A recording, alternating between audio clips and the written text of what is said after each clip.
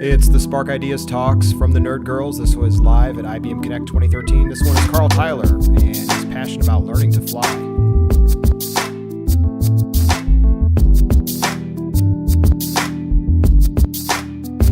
Okay, next up we have Carl Tyler, who's going to tell you that there's more to flying than $100 burgers. That's right. There are $10,000 burgers that give you a body like this.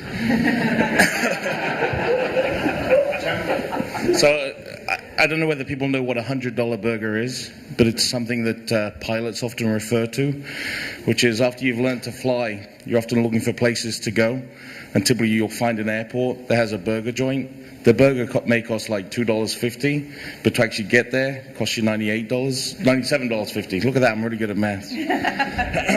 So this session is really about flying and learning to fly and why you might want to learn to fly. So I'll start off by saying there's a joke that we have, which is how can you spot a pilot at a party?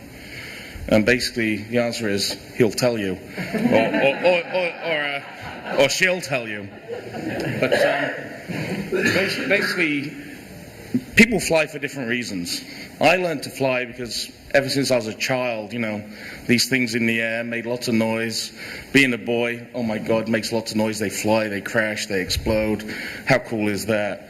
The exploding thing, probably when you learn to fly, isn't something you really want to experience yourself, but when it happens to other people, it's still kind of cool to see in a really bad way. Maybe you have a secret fantasy that you're sitting on a commercial flight and you hear come over the tannoy, is there a pilot on board? These are the secrets that pilots have. Pretty much all of us are dying for that day when that comes up, and we'll be like, that's me. We've been training for this my whole life. I've never flown this plane, but I'm going to try for you. Don't worry. We're going to go for it.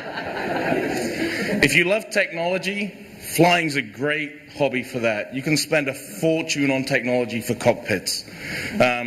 If you have a $100 GPS device for your car, it's going to cost you at least 10 times that for an aeroplane.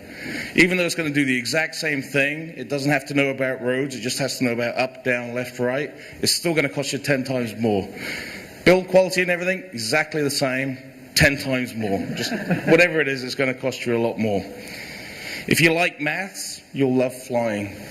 I hate maths, but I still love flying.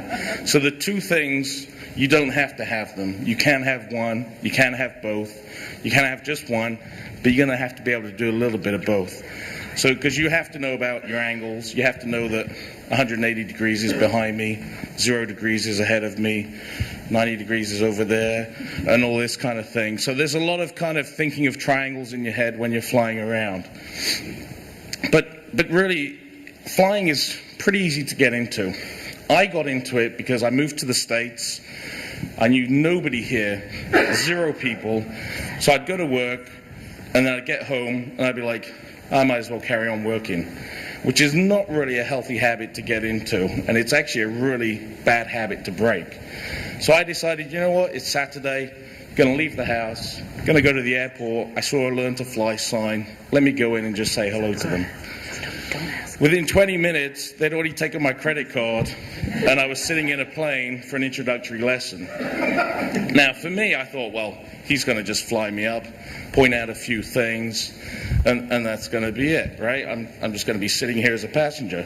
Within 2 minutes, he had me taking the plane off the runway and flying around and then coming back down. So, the butt cheeks were kind of squeezed the whole time, but I was kind of like, you know what, this isn't too hard. This is pretty easy. This is pretty easy. Little did I know that there was still tons more learning and things like that.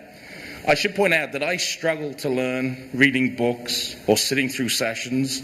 I get really bored really easily. So I found it hard work to learn the weather and all these other things you have to learn, but I was able to do it. So it is possible, even if you struggle with things, you can do this. But there are communities of pilots that will help you with this kind of thing to get through as well. So don't be afraid if you think, well, I'm not good at math, I'm not good at learning, I vomit if I look at the iPad in the car. All these sorts of things can be overcome. People will know me. If I get nervous, I kind of have, let's say, feels like I've eaten the curry the night before. So For this trip to Florida, I decided I would fly down from New Hampshire to Florida for this trip.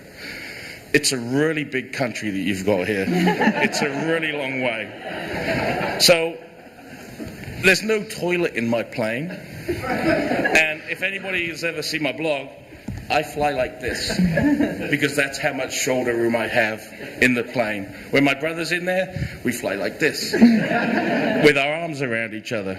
But basically, as a pilot, Imodium is your best friend.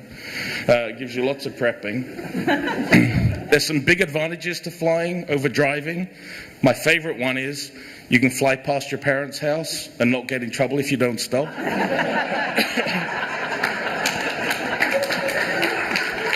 The other thing is, if you fly fast enough, you don't age, apparently. I'm 72, and I think I look pretty good.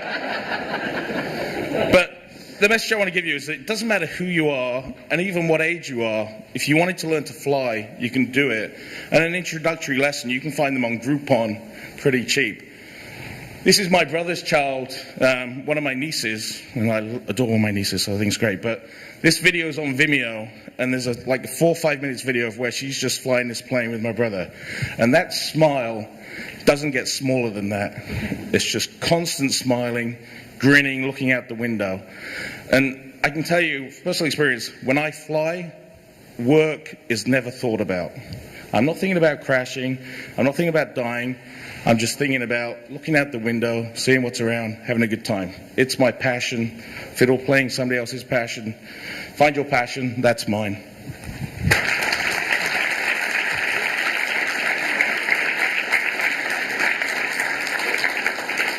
Thank you very much. That was really funny and interesting all at the same time.